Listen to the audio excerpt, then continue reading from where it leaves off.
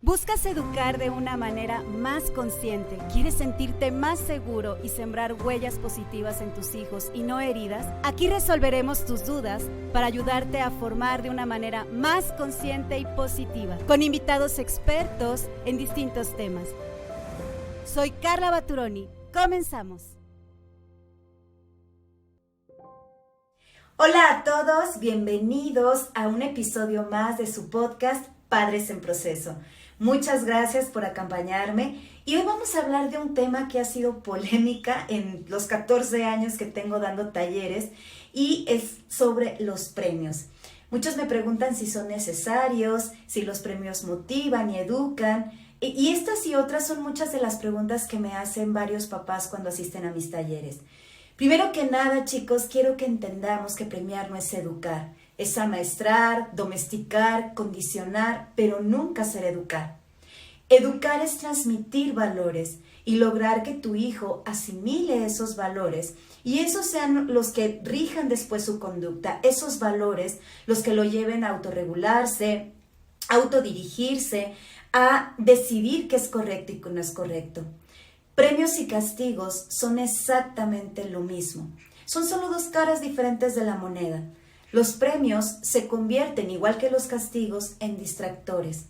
¿Por qué? Porque cuando tú premias, haces que el hábito, el valor, aquello que deseas instaurar en tus hijos, ya no vale por sí mismo, sino ahora vale por el premio.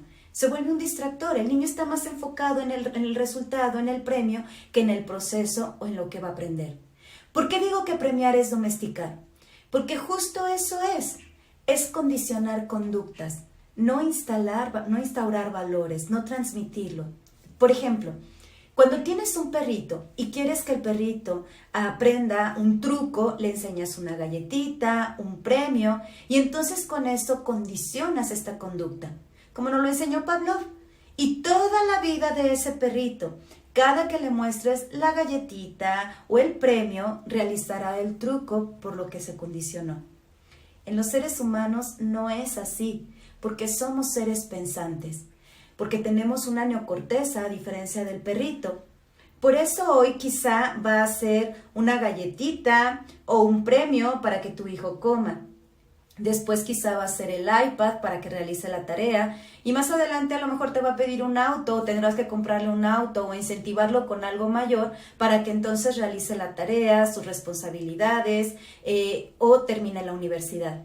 Y así será el resto de su vida, porque sus conductas estarán condicionadas al motivador externo. No sé si les ha tocado conocer adultos, hay personas que a veces están tan condicionadas que, por ejemplo, en un trabajo necesitan de un bono de puntualidad porque si no, no se sienten motivados y no llegan temprano. Para mí esto es de lo más absurdo. ¿Por qué tendrían que premiarte por algo que es tu responsabilidad y que además ya te están pagando por ello? Fíjense, les voy a compartir una anécdota. Hace tiempo estaba dando un taller a unas maestras en un colegio y justo estábamos hablando y evaluando de qué les gustaría como cambios en la empresa, qué mejora o qué oportunidades de mejora tenía el colegio. Y algunas de ellas me dijeron que nos den un bono de puntualidad, que nos motiven o que nos den algún incentivo. A lo que yo les dije, ok, vamos siendo justos. ¿Qué les parece si de su sueldo, cuando su jefe les pague de manera puntual, para que también se sienta motivado a hacerlo, le den un bono? Suena absurdo, ¿verdad? Y les pareció absurdo a las maestras en ese momento. Así son los premios. ¿Por qué debemos de premiar lo que es un valor, un hábito, una responsabilidad de tus hijos? Y que además el mayor beneficiado es él, ya que le da autonomía, herramientas para la vida. Y justo este es el gran problema, que tu hijo no va a asimilar esos valores ni tener comprensión de por qué es algo bueno o benéfico para él tener cierta o cual actitud. Y este es el gran problema para los cuales después los papás se enfrentan cuando ya han utilizado premio y han condicionado estas conductas. Por ejemplo, ¿qué sucede cuando algunos papás escuchan de sus hijos que les dicen, al cabo no quiero postre el día de hoy? O no me importa el iPad, no quería jugar. O no me interesa, eso ya no me importa. Y ahí es en donde los papás se preguntan, ahora, ¿cómo le voy a hacer para que haga su tarea? ¿Cómo le voy a hacer para que recoja su cuarto o cumpla con sus responsabilidades? Que tu hijo te diga este tipo de respuestas quiere decir que no entendió el por qué y para qué de las cosas. No asimiló el hábito, no integró el valor, es decir, no lo comprende y por eso no lo hizo vida. Cuando tus hijos no hacen vida aquello que le enseñas, quiere decir que no hubo comprensión, que no hubo una asimilación. Miren, en una ocasión un papá me dijo, Carla, ¿pero qué tiene de malo incentivar a mi hijo y motivarlo para que haga cosas o se ponga metas en la vida? Y yo le dije a su papá, a lo cual yo le respondí, porque tu hijo no requiere o no debería de requerir de motivadores externos o de cosas externas para hacer ciertas actividades o para motivarse metas. La motivación debe de venir de dentro de sí mismo. Por ejemplo, miren chicos, pensemos cuando tienes un pequeño y quieres que este niño dé unos pasitos, cuando está aprendiendo a caminar y quieres que dé unos pasitos, tú puedes motivarlo enseñándole un osito, enseñándole unas galletitas para que se anime a dar unos pasitos. Y estás tú súper emocionado enseñándole este motivador a tu hijo y tu hijo empieza a dar esos pasitos hacia ti. Pero si en el camino hacia ti se encuentra una cucaracha muerta que le llame más la atención, ¿hacia dónde crees que se va a ir el niño? Se va a ir hacia ella, porque su motivación o su impulso de caminar no son tus premios, no son tus motivadores externos, es un impulso interno, una motivación más fuerte que lo lleva a explorar, a conocer. Por eso es que tu hijo no debe de comer por el premio, no debe de hacer la tarea por el premio, no debe de motivarse a hacer cosas importantes por el premio, sino porque, por ejemplo, la comida, porque tiene una asociación positiva con ella, porque comprende que debe de alimentar a su cuerpo, ser responsable de él, que le da la energía para jugar. Tu hijo tampoco debe de sacar buenas, y lo pongo entre comillas, buenas calificaciones por el premio, sino porque disfruta aprender y cumple sus tareas y responsabilidades porque entiende el por qué y para qué, estés o no estés tú.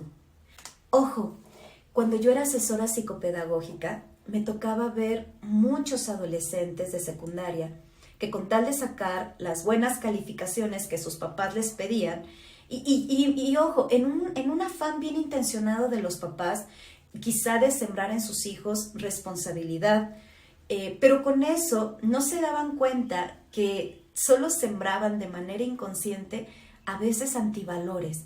La deshonestidad, por ejemplo, porque muchos chicos, por cumplir con esa calificación para obtener lo que les prometían, entonces a veces copiaban o pagaban exámenes o falsificaban, etc. Y entonces daban el resultado que los papás esperaban sin darse cuenta que habían sido engañados. Por eso es mucho más importante, papá, mamá que me estás escuchando, que te enfoques no solo en el resultado, sino mejor aún, en el proceso de aprendizaje de tus hijos. Y no solo en la escuela, hablo en todos los procesos de aprendizaje, en su proceso de aprender hábitos, habilidades, valores, asimilar qué es responsabilidad. Entonces, tu enfoque debe de ser motivarles a través de la conciencia, no de la conveniencia, generando asociaciones positivas con el hábito que le deseas enseñar. ¿Quieres que tu hijo quiera hacer algo? Tiene que asociarlo con algo positivo, comprenderlo, que sea agradable para él, que sea divertido, que sea tal su motivación, que entonces aparezca el deseo de hacer las cosas. Cuando tu hijo puede lograr comprender el por qué y para qué de las cosas que hace y el beneficio personal que obtendrá al hacerlo, cuando comprende su utilidad, cuando se siente importante, cuando se siente visto, cuando siente que es alguien independiente, entonces vas a generar que tu hijo quiera hacer las cosas. Pídele a tus hijos cualquier cosa que le pidas que esté basada en un valor. Entonces va a trascender y fortalecerá esa actividad. Y si A veces, les digo desde ahorita, chicos, vamos a ir en contra de la corriente. Vamos a ir contra esta corriente y te va a pasar que tu hijo a veces te diga, ¿por qué a mi compañero sí le dan un premio cuando saca buenas calificaciones? ¿Por qué a él le compraron un iPad y tú no me compraste nada? Y es cuando con mucho respeto debes hacerle saber que así es como sus papás consideran que es lo más adecuado para que él aprenda, pero que para ti, para ustedes, es diferente. Hazle comprender que es más importante que él comprenda, que disfrute el aprendizaje y logre hacer vida a aquello que está aprendiendo, que es para su autonomía, para que no los necesite. Date oportunidad de hacer esto. Y sobre todo, chicos, seamos bien honestos con ustedes mismos. Pregúntense, a ver, ¿a partir de cuándo comenzamos a utilizar premios en los niños? Pregúntense esto y seamos bien honestos. ¿2, 3 años? Por ejemplo, cuando tu hijo aprende a decir no, creo que es cuando empezamos a utilizar los premios, cuando se da cuenta que tiene mente propia y te dice, no, no quiero. Cuando tu hijo descubre que tiene esta mente propia y te dice, yo no, tú no, y entonces es cuando necesitamos decirle, siéntate poquito y entonces te llevo al parque. A ver, come y te voy a dar esta galletita. Siendo bien honestos, chicos, con toda objetividad, respóndete. En verdad, ¿para quién es útil el premio? ¿Quién lo necesita más? ¿Tu hijo o tú? Cuando nos respondemos a esta pregunta con honestidad, entonces tendrás la respuesta de si tus hijos necesitan premios o no. De verdad, porque a veces los papás siguen preguntándome y no necesitará, de verdad, tu hijo lo va a necesitar si tú lo condicionas a necesitarlo. Mantente claro qué es lo que tú buscas en tus hijos. Si lo que quieres es educarlos en la conciencia o quieres educarlos en la conveniencia. Y creo que un gran error es que a veces los papás creemos que un niño obediente es un niño responsable. Y no, Einstein lo dijo hace ya muchos años. Él decía que la obediencia es una falsa sumisión y que no tiene nada que ver con la responsabilidad. De hecho, hacer hijos obedientes es lo más peligroso que existe, porque lo vuelves más vulnerable a ser abusado, no solo sexualmente, sino psicológica y emocionalmente. Por eso es que no es importante si haces que logras que tu hijo haga lo que tú quieres, cuando tú quieres, en el momento que tú quieres. ¡Qué maravilla que tu hijo tenga mente propia! ¡Qué maravilla que tu hijo cuestione, que demuestre que tiene sus propias percepciones, sentimientos, pensamientos! Me imagino que a la edad de 16 años vas a querer que tu hijo sea capaz de decir no, eso no me gusta, eso no lo quiero, ahí no voy, que defienda su punto de vista, que diga cuando ve una injusticia, que luche por sus metas claras. ¿Por qué aquello que aplaudimos en un adulto lo censuramos en un niño? Porque a veces es más fácil controlar que educar. A veces es más fácil condicionar que educar. Porque implica más trabajo en mí como padre, porque debo de ser congruente, porque debo de ser paciente en los procesos de mis hijos, porque debo de ser muy consistente y perseverante cuando le estoy pidiendo algo, cuando estoy trabajando en que asimile un hábito, en que asimile un valor. Y significa que va a necesitar de mucha consistencia, de mucha constancia de mi parte, y claro que eso requiere de más esfuerzo de mi parte. Y sobre todo mantenerte firme cuando justamente vas contra esta corriente de la que hablaba hace un momento. Quizás sea más trabajo, quizás sea más esfuerzo, pero recuerda solamente que estás preparando a tu hijo para la vida, para que estés tú o no estés, entonces él haga ciertas cosas, para que asimile los valores y sean ellos quienes rijan su conducta, no una normativa.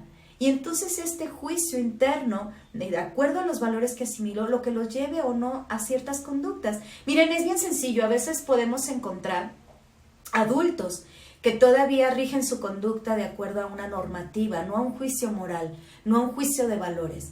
Por ejemplo, a mí siempre me gusta dar este ejemplo en los talleres y creo que los papás lo asimilamos mucho más. Hay ciertos lugares en los estacionamientos para personas con ciertas necesidades especiales.